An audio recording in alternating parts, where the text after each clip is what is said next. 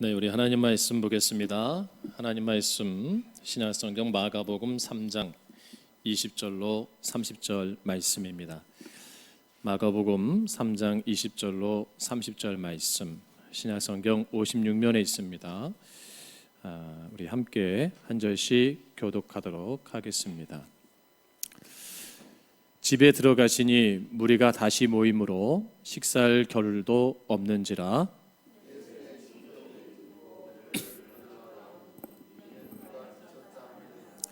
예루살렘에서 내려온 서기관들은 그가 바알세불이 집혔다 하며 또 귀신의 왕을 힘입어 귀신을 쫓아낸다 하니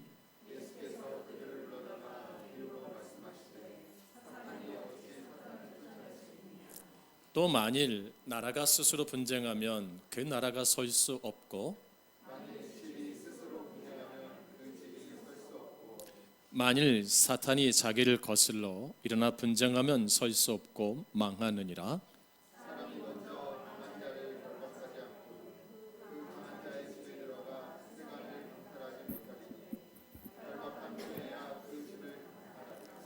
내가 진실로 너에게 이르노니 사람의 모든 죄와 모든 모독하는 일은 사하심을 얻되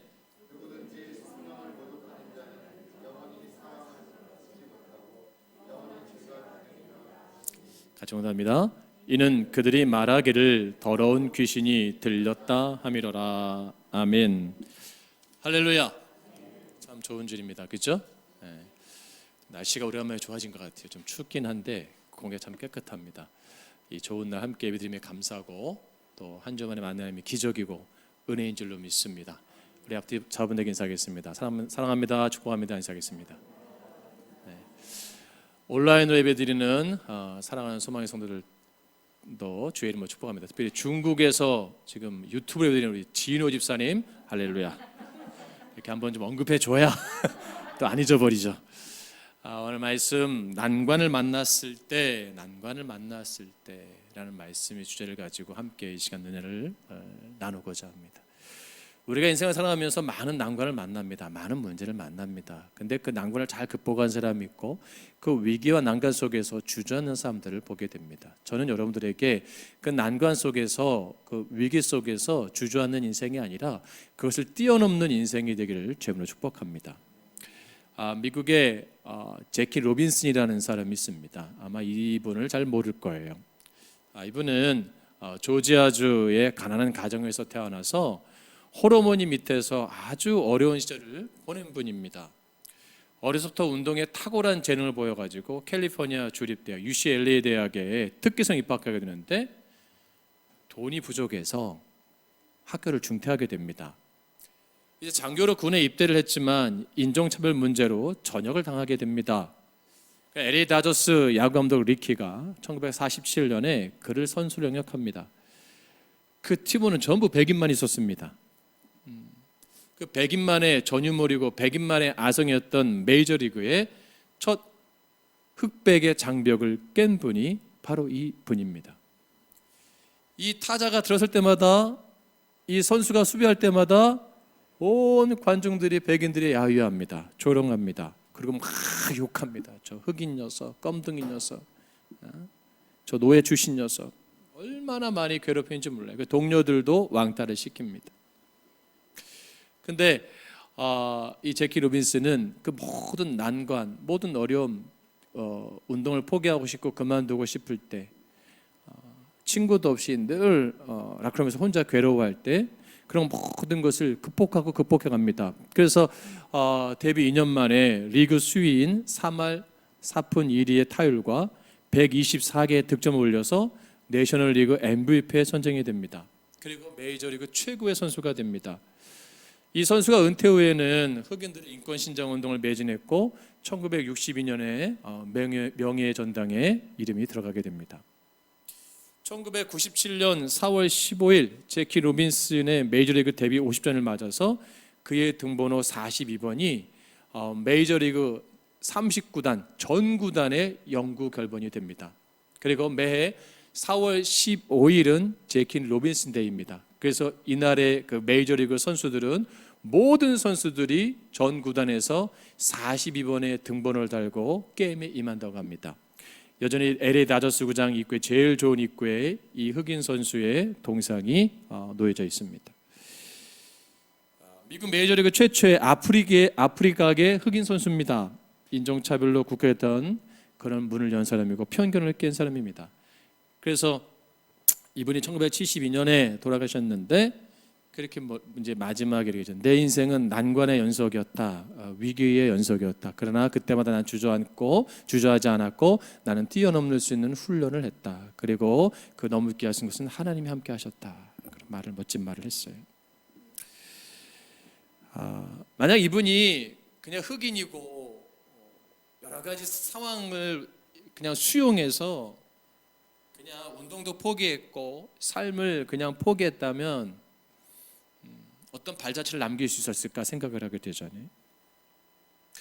여러분도 여전히 어려운 삶을 살잖아요. 올해를 돌아볼 때, 한 해를 돌아볼 때 많은 난관이 있었잖아요. 근데 참 재미난 것은 11월 마지막 주일인데 어떻게 보면 새해를 또 시작하는 한 달을 또 준비하게 되는데 여러분 새해가 된다고 해서 어려움이 없을까요? 저는 아니라고 봅니다. 여전히 문제가 있을 거예요. 여러 가지 삶의 장애물을 만날 거예요. 근데 그것을 우리가 어떻게 만났을 때 이길 수 있는가 이거죠. 이길 수 있는가. 그 비밀이 오늘 본문에서 말씀하고 있는 것을 볼 수가 있어요. 그것은 뭐냐면 제키 로빈슨이 이길 수 있던 건 열정이 열정이 있었거든요. 자, 그러면 오늘 성경에서 나타나고 있는 열정의 주인공이 누굽니까? 예수 그리스도예요. 예수 그리스도. 예수님의 삶은 여러분 어떻게 생각하세요? 태어나면서부터 태어나기 전부터 모든 것이 난관이었어요. 그죠? 성령으로 잉태돼 가지고 버림받아갈 뻔했어요. 낳자마자 헤롯 왕의 어떤 걸서 다 3세 미만 아이들은 다 죽임을 당하는 위기를 만나요. 성장에서도 다 위기예요. 30세 공생에 시작하면서도 계속 난관을 부딪혀요. 예수님의 사역이 기적과 이사와 표적이지만 여러분 반대로 말하면 그 문제가 계속 난관이에요. 병든 자가 앞에 옵니다. 귀신 들린 자가 앞에 옵니다. 다 헤쳐나가야 돼요. 병든 자만 고치나요? 바리새인과 서기관들이 계속 다가와서 뭐예요? 나를 위협합니다. 그리고 나를 잡아가려고 합니다. 나를 시험 들여서 넘어뜨리려고 합니다. 그런 수많은 삶의 위기가 닥칠 때 예수님이 그것을 어떻게 해요? 극복하고 극복하셨던 거예요. 그럼 무엇의 힘으로 극복하셨는가라는 거죠? 복음의 열정입니다. 하나님 나라의 그 전파에 대한 뜨거움이었어요. 그리고 영혼에 대한 사랑이 뜨거움이 있어서 그 뜨거움으로 주님은 뭐예요? 그 문제들을 이겨가고 계셨다는 거예요. 예수님은 공생 기간 동안 많은 사람에게 사랑도 받았지만 인정도 받았지만 그 반대로 더 많은 오해를 받으셨어요. 더 많은 오해와 핍박과 조롱과 고난을 받으셨어요. 근데 그 많은 핍박과 조롱과 고난 속에서 가장 예수님이 가운데 듣기 힘들었던 말이 뭘까요? 저 청년이 미쳤다. 저 예수가 미쳤도다. 그거였어요. 얼마나 열정적인 삶을 살았으면 미쳤대요. 요한복음 10장에서 예수님께서는 나는 양의 문이다. 나를 통하지 않고 들어가는 자는 다 빼앗는 자요. 강도이다. 나는 선한 목자다. 오직 나만이 너희를 구원할 수 있다. 이렇게 말씀하셨어요. 이렇게 말하니까 사람들이 뭐라고 그러냐면 아멘, 맞습니다. 그게 아니고 저 사람이 미쳤구나.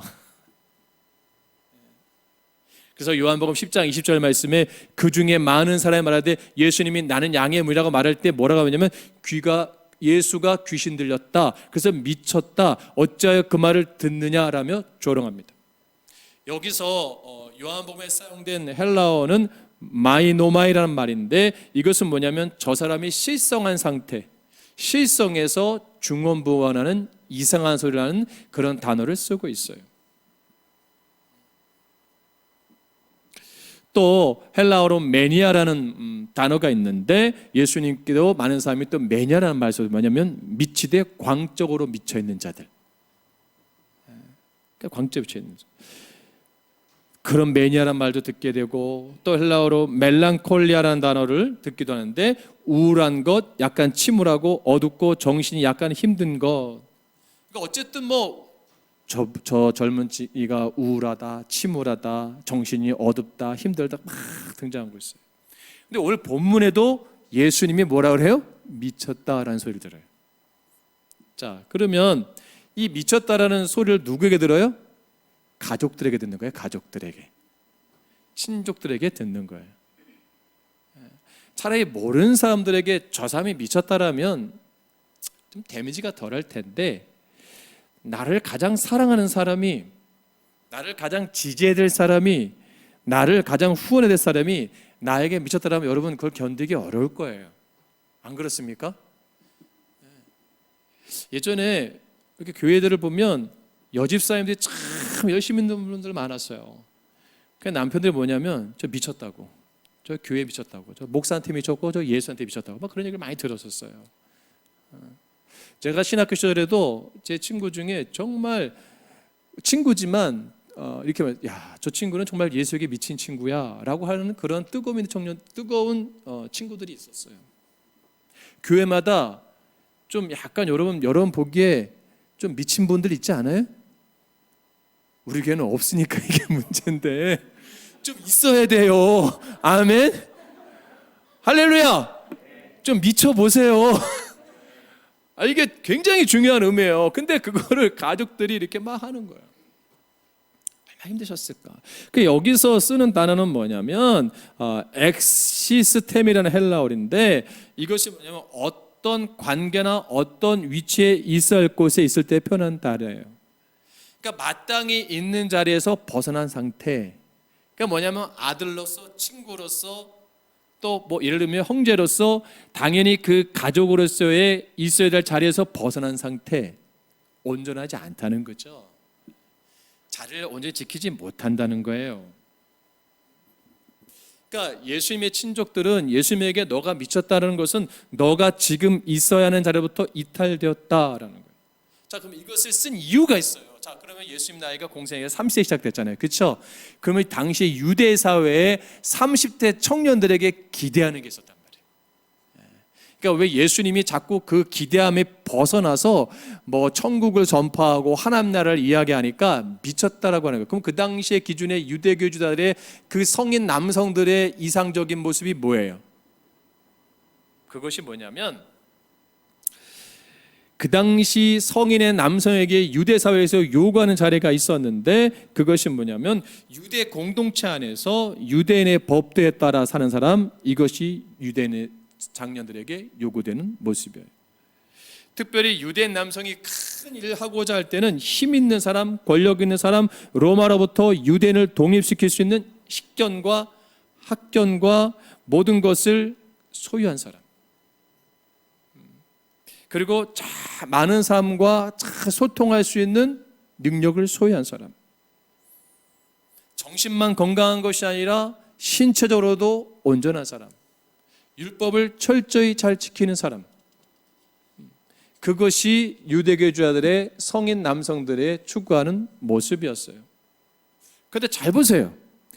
예수님을 보니까 나사렛 출신의 촌뜨기요. 안 그렇습니까? 아버지는 목수요. 그렇게 뭐 좋은 직장도 아니고 예수님이 뭐 좋은 학교를 다녔겠습니까? 그렇죠? 저는 뭐 외모가 예수님을 본 적은 없지만 그렇게 성경에서 예수님 잘생겼다고 기록하잖아요. 제자들이 한 명도. 그는 볼품이었고 이렇게 표현하지, 예수님이 뭐 진짜 뭐 요셉처럼 뭐 잘생겼다, 멋있다, 뭐 흠모할 만하다 이런 표현을 쓰지 않아요. 그냥 지극히 아주 평범한 사람이에요.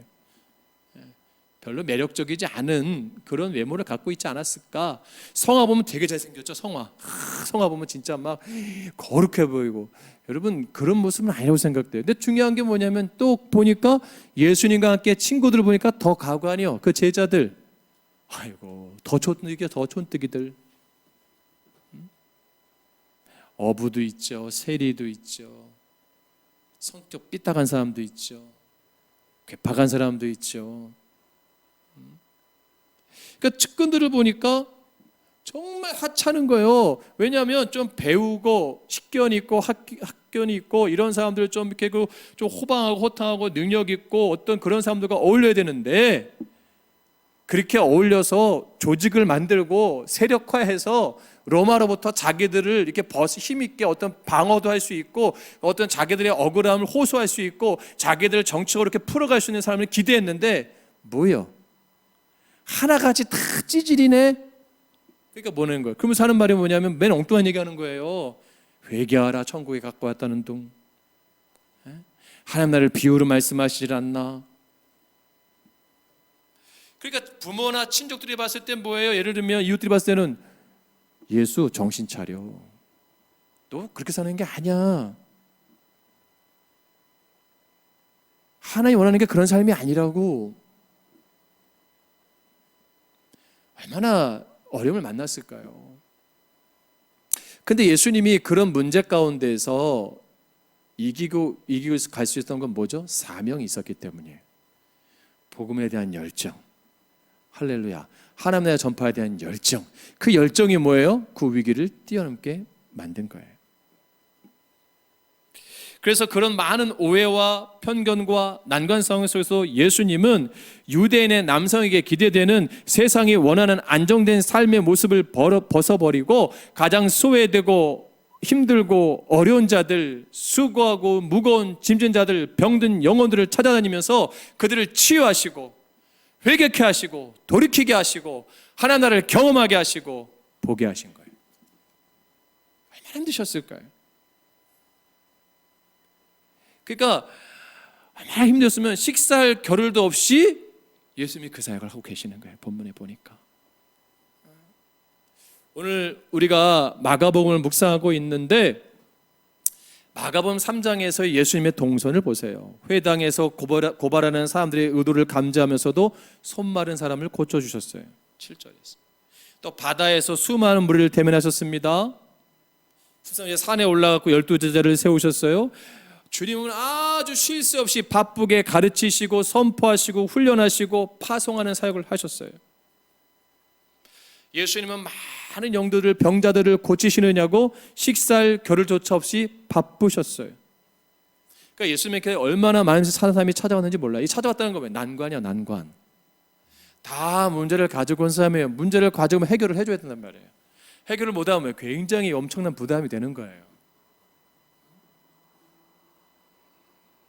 예전에 저희 서연이가 6학년 때였나요? 5학년 때였는지 수학 문제를 저한테 가지고 왔어요. 이거는 제가 지옥문에 서 있는 것보다 더 힘든 거예요. 엄청난 난관이었어요. 그때 제 아내가 없었어요. 제 아내가 수학을 잘하거든요. 전 수학을 잘 못해요. 솔직히 고백하면. 머리가 하얘졌어요. 그래도 눈을 찔끔 감고 하나님 지혜를 주십시오. 근데 아는 거였어요. 얼마나 하나님께 감사했는지. 하나님 나를 이 악에서 구원하여 주시고 이 수렁에서 건져주시고 음침한 골짜기에서 구원하신 하나님 감사합니다. 하나 풀어줬네요. 그리고 나서는 서연이한테 화를 내기 시작하는 거야. 그것도 모르냐고. 다시는 안 와요. 그 뒤로. 시겠다. 요즘 아이들 문제 여러분 쉽게 보면 안 됩니다. 아주 이게 상상을 초월한 문제들이 많아요. 난관이에요. 난관. 문제를 만날 때 해결해야 되는데 해결 못하면 얼마나 힘들겠어요.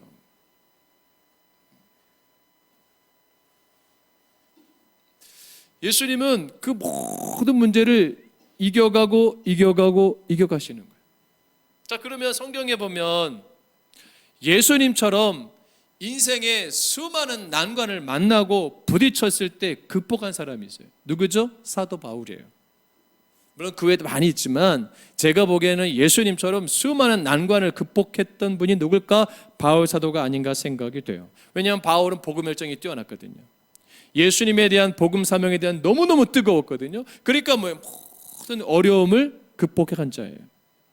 사도행전 26장 23절 보면 그는 수많은 군중들 앞에서 공회 앞에서 벨리스 총독 앞에서 아그리파 왕 앞에서 열정적으로 예수님의 복음을 증거해요. 엄청난 난관이 있음에도 불구하고 그때 베드로 총독이 뭐라고 말하냐면 이렇게 말해요. 바울아, 네가 미쳤다. 내 많은 학문이 너를 미치게 했다. 사도행전 26장 24절에 그렇게 말해요. 그러니까 한마디로 너 실성했다 이거예요. 너 예수 때문에 미쳤구나. 근데 바울이 뭐라 하는지 아세요? 고린도후서 5장 13절에 이렇게 말해요. 우리가 만일 미쳤어도 하나님을 위한 것이요 정신이 온전하여도 너희를 위한 것이다. 예수님과 바울 사도를 미치게 하고 그 미친 상황 속에서 비춰질 만큼 열정적으로 그 문제들을 이길 수 있는 게 뭐예요? 하나님 나라를 나타낸 거예요. 복음을 드러낸 거예요. 여러분, 예전에 초기 한국교회 성도들을 믿지 않는 사람들이 뭐라 하냐면 예수쟁이 했어요. 예수쟁이라고 했어요. 쟁이가 뭐죠? 그 분야의 전문가를 쟁이라 그래요. 그래서 쟁이 중에 최고 멋있는 쟁이가 뭐야? 멋쟁이. 얼마나 멋있으면 쟁이 중에 멋쟁이가 있잖아요. 그래서 이 쟁기를 참 만드는 분들이 아주 그 기술자란 말이에요. 그러니까 예수를 얼마나 멋있게 믿었으면 예수쟁이라고 했을까? 여러분, 지금 여러분 주변에서 일주일의 삶 속에서 아유, 당신 예수 좀 적당히 믿지 그래. 너무 좀 과한 거 아니야 그거? 그렇게 소리 들으신 분 혹시? 적어도요 한 달에 한 번은 들어봐야 되지 않아요? 저는 그 생각, 저도 마찬가지예요. 오늘날 우리가 야, 저 사람은 진짜 예수 때문에 미친 것 같아, 그렇게 말할 대상도 찾기 힘들고요, 그런 삶을 보기도 어렵고요, 그런 사람을 듣기도 어려운 시대가 되지 않았는가. 이 말씀을 묵상하면서 제가 어떤 말이 되냐면, 우리 성도들이 적어도 야, 우리 교회 목사님은 예수한테 미친 사람이요, 내가 다른 건 몰라도 우리 담임 목사님은, 우리 소망교회 목사 김한영 목사님은 예수님한테 완전 미쳐버린 분이요, 아, 이걸 좀 듣는 목사가 되어야겠구나. 할렐루야. 그럼 저도 여러분에게, 목사님들 모이면 꼭 자기에게 어느 뭐 집사님, 권사님, 장로님을 자랑을 많이 해요.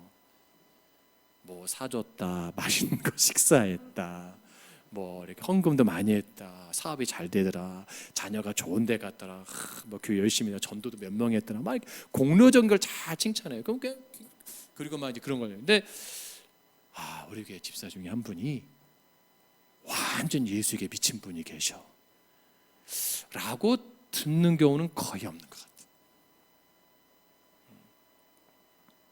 왜 못 들을까요? 열정이 사그라들기 때문이에요. 내 인생의 문제 가운데, 고난 가운데 그 문제를 뛰어넘는 게 아니라 그 문제 속에서 내가 너무 패배하고 있기 때문이에요. 무너졌기 때문에 나의 본분, 나의 가야 될 길, 내 사명의 길에서 내가 주저한 게 많았다는 거죠. 여러분, 찬양, 이 찬양 아시죠? 나제네처럼 밤엔들처럼. 여러분 2절에 보면 예수님처럼 바울처럼 그렇게 살 수는 없을까라는 표현이 있어요. 한번 오늘 찬양해 볼까요? 네. 우리가 이 찬양을 다 아실 거예요. 그래서 PPT 안 띄워도 다 아는 곡이니까요. 우리가 좀 이 가사가 참 의미가 있는데 우리가 한번 고백합시다. 예수님처럼 바울처럼 그렇게 살 수는 없을까?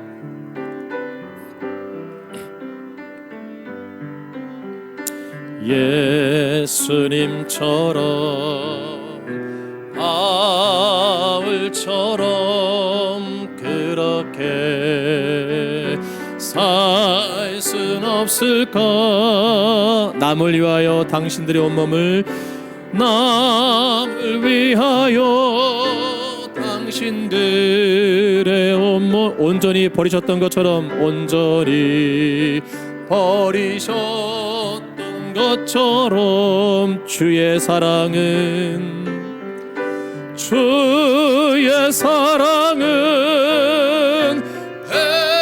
베푸는 사랑, 값없이 그저 주는 사랑. 그러나 나는 주는 것보다,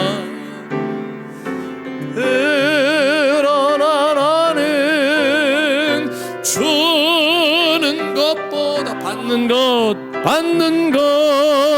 더 더욱 좋아하니 나의 입술은 주님 닮은 듯하나 나의 입술은 주님 닮은 듯 내 마음은 아직도 좋아요 내 마음은 아직도 좋아요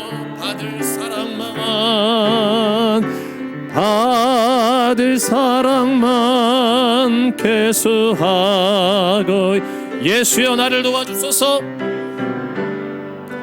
나를 도와주 다시 한번 고백할까요? 예수님처럼 바울처럼 예수님처럼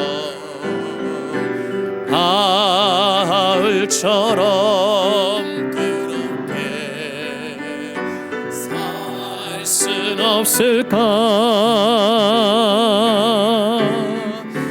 남을 위하여 당신들의 온몸을 온전히 버리셨던 것처럼 주의 사랑은 베푸는 사랑 값없이 그저 주는 사랑 그러나 나는 주는 것보다 받는 것 더욱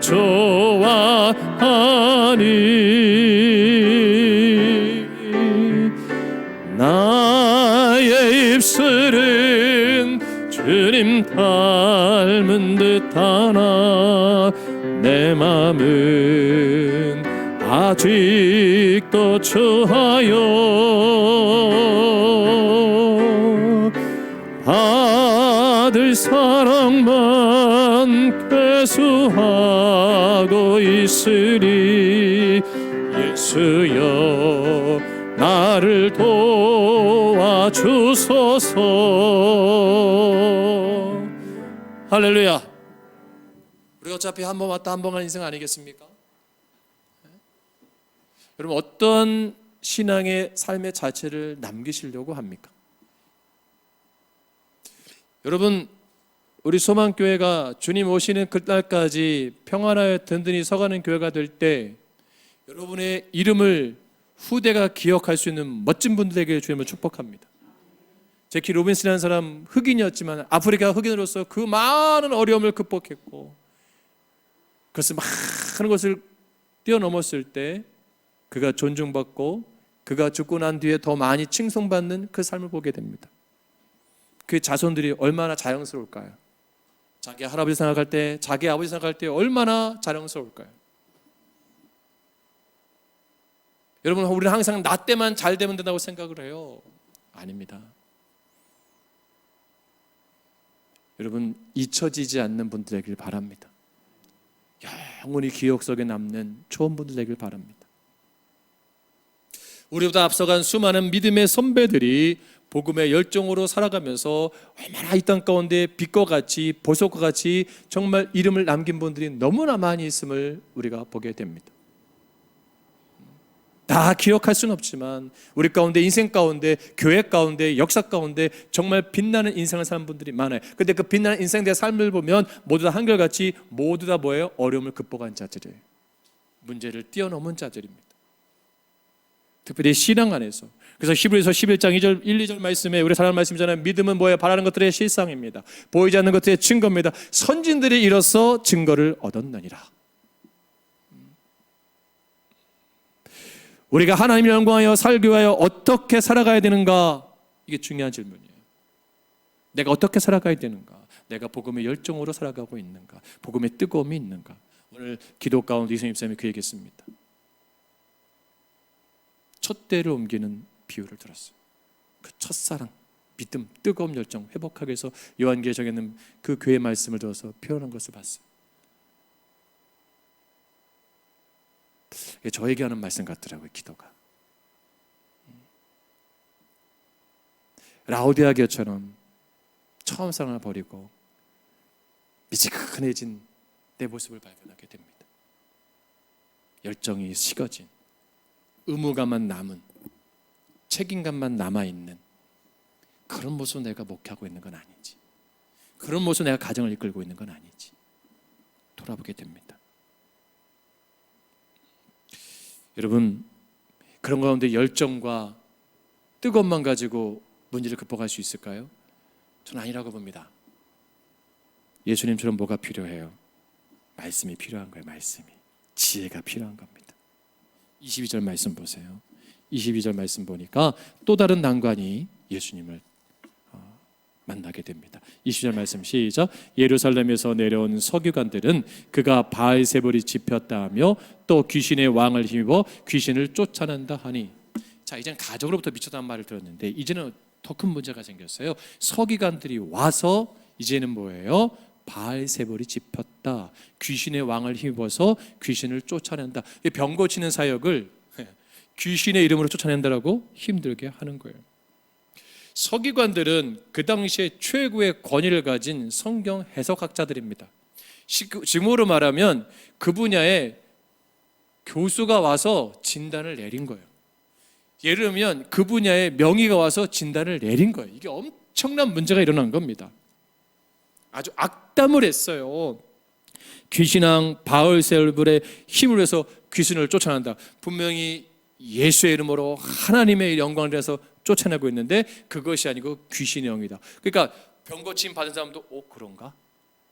거기에 많은 사람들도 그런가? 저 사람 진짜 귀신의 왕을 불러서를 쫓아내는, 귀신의 이름으로 쫓아내는 건 무당 같은 존재 아닌가? 생각될 수 있는 위기가 된 거예요. 그때 여러분 예수님 뭐라고 말씀하는지 아세요? 28절 29절 말씀 보세요. 같이 봉독합니다. 시작. 내가 진실로 너에게 이르노니 사람의 모든 죄와 모든 모독하는 일을 사하심을 얻되 누구든지 성령을 모독하는 자는 영원히 사하심을 얻지 못하고 영원한 죄가 되느니라 하시니. 아멘. 전혀 생각하지 못한 말씀을 하신 거예요. 지금 예수님이 하는 사역이 누구의 사역이에요? 하나님의 사역이잖아요. 하나님의 영광된 사역이잖아요. 하나님을 전파하고 계시잖아요. 근데 뭐예요? 그들이 뭐예요? 악담을 퍼붓잖아요. 회방하잖아요. 방해하잖아요. 어지럽히잖아요. 질서를 깨잖아요. 그게 뭐라고요? 성령 회방죄라고 하는 거예요. 성령은 질서의 영입니다. 여러분, 그래서 예배를 방해하면 안 됩니다. 말씀을 증거할 때 말씀을 거스르는 태도와 행동을 하면 안 되는 겁니다. 모든 죄는 회개하면 사함을 받습니다. 그런데 뭐예요? 성령의 해방죄는 뭐예요? 사함받기 어렵다고 예수님 본문에서 말씀하고 있어요. 그건 누구보다 서기관들이 잘하는 말씀이에요. 율법에도 나와 있기 때문에. 그래서 하나님과 관련된 것에서 함부로 말하거나 농담하면 안 되는 거예요. 그들 세계관 속에서. 근데 예수님은 하나님 나라를 선포하고 계시는데 하나님에 대해서 뭐예요? 악담을 퍼붓은 거잖아요. 바알세불의 영이 있어 귀신의 이름으로 쫓아낸다. 여러분, 우리가요 참 중요한 게 있어요. 어려움을 만나고 문제를 만날 때 여러분, 우리가 긍정적인 말을 합니까? 부정적인 말을 더 많이 합니까? 여러분 잘 보셔야 돼요. 여러분이 긍정적인 말을 많이 한다면 괜찮은 분들이에요. 근데 부정적인 말을 많이 하는 분들은 문제가 있는 분들이에요. 지금 서기관들은 부정적 세계관에서 부정적으로 예수님의 사역에 대해서 공격하고 있잖아요. 그걸 예수님은 딱 집어서 말씀한 거예요. 여러분, 저는 목사로서 여러분에게 정말 하나님 앞에 복을 받고 좋은 일꾼이 되기 위해서 권면 드립니다. 여러분, 이제는 부정적인 생각을 버리세요. 부정적인 마음을 버리세요. 부정적인 말과 생각과 태도를 버리세요. 소망교회에 대해서 부정적인 마음을 갖고 생각하는 분 오늘까지만 하시고 버리세요. 혹시 저한테 부정적인 마음을 갖고 있는 분들 오늘까지만 갖고 버리세요. 저도 마찬가지예요. 왜냐하면 왠 줄 아세요? 내 믿음을 스스로 우리가 내 자신이 지키기 연약한 존재이기 때문입니다. 또 하나님 앞에 드림에 있어서, 헌신에 있어서 여러분 절대로 부정적인 태도와 부정적인 생각과 여러분 그런 모습으로 드리면 안 됩니다. 헌신하면 안 됩니다. 우리가 예배를 드리면서 어떤 상황에도 상한 마음을 드리면 안 됩니다. 아멘. 상한 감정을 드리는 게 아니에요. 왠지 아세요? 여러분 중요한 것이 있어요. 하나님의 드림에 있어서, 하나님 앞에 나아감에 있어서, 하나님 앞에 예배에 참여함에 있어서 우리가 왜 중요한 것이냐면 하나님 뭐예요? 가장 좋은 걸 받기를 원하시는 분이에요. 흠이 없고 티 없는 걸 받기를 원하시는 거예요. 우리의 마음과 우리의 생각과 우리 언어가 뭐예요? 깨끗하게 있기를 원하는 거예요. 그러니까 캐톨릭은 어떻게 해요? 물두멍이 있어요. 문 입구에 성전에 그 찍고 들어가잖아요. 이렇게 그 행태를 하잖아요.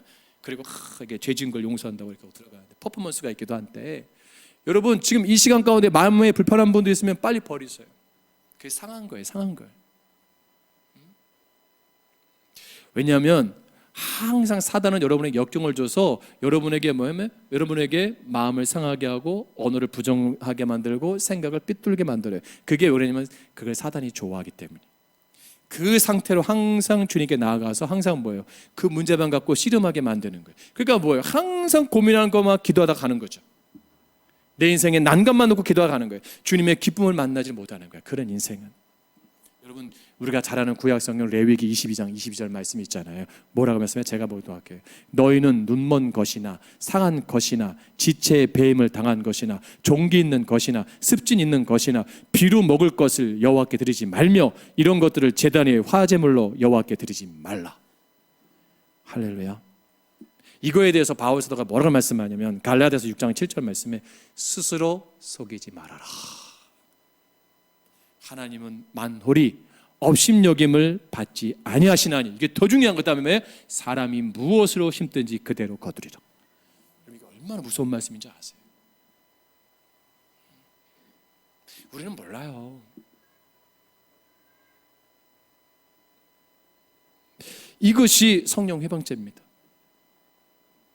여호와 이름을 망령되게 일컫는 게 성령 회방죄예요. 여호와의 드림에 있어서 망령되게 드리는 게 성령 회방죄입니다.